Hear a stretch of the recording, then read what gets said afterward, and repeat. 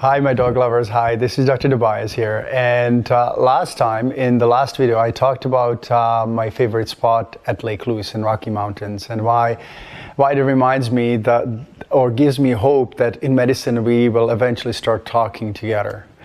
And today I'd like to go back to the lakes of Rocky Mountains because they're so beautiful and inspiring, and I always get these ideas when I'm floating on the lake, paddling, or doing something else, hiking in the mountains.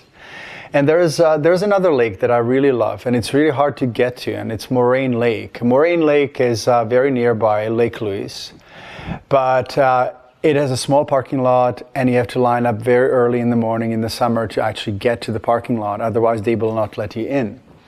And we were very lucky. We got to Moraine Lake and we dropped the paddle boards, the inflatable paddle boards on the lake, and I started paddling and thinking of Sky because he used to go there with me. And as I was kind of looking at the lake, I realized that there were like hundreds and thousands of moths. I don't really know whether I pronounce it right. It's my accent, moths, M-O-T-H-S. And they were falling in the water, and some of them, I kind of started watching them. And it was really fascinating because it so reminded me of life, human life. You know, some of the moths just fell in the water and they touched down and took off again because they realized they were in trouble. Some of them fell on the back and they were just passive and did nothing about their trouble. Some of them were whirling in a circle and attracted the attention of fish and were eaten. And as I was kind of paddling along, I started to feel that I needed to rescue some of them, right? Like we sometimes have these silly ideas that we have to rescue bugs or bees that get trapped in our house or whatever it is.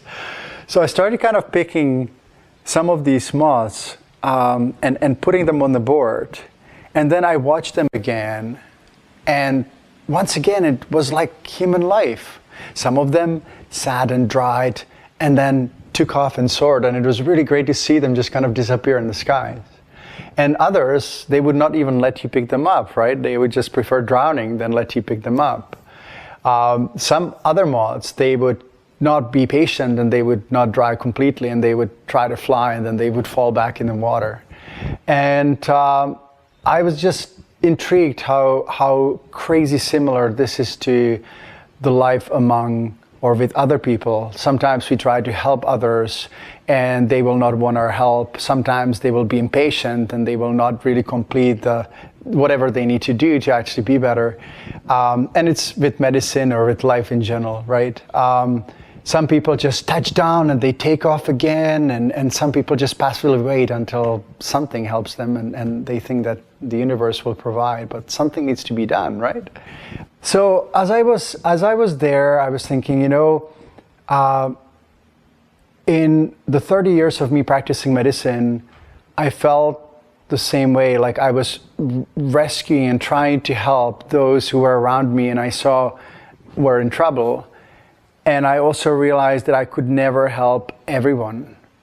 And by establishing our new company in 2008 and focusing on prevention and teaching and formulating products that help dogs and dog lovers to keep their dogs healthy, I kind of moved into an area where I was able to help more people or more animals than before when I was in practice. So it's super important when you're trying to help someone or help the world and make a difference to know and understand how much you can actually do.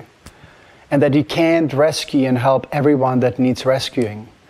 I've seen that with in the rescue organizations with dogs and animals, right? People are so engaged and passionate about helping and rescuing that at the end, it quite often ends up with rescuing the rescuer because people burn out. So I think the most important part for us is to create a system where we will be able to share the information and educate each other and educate others so the problems actually are solved as opposed to trying to solve everything on our own. And this is why I'm so happy to have you here.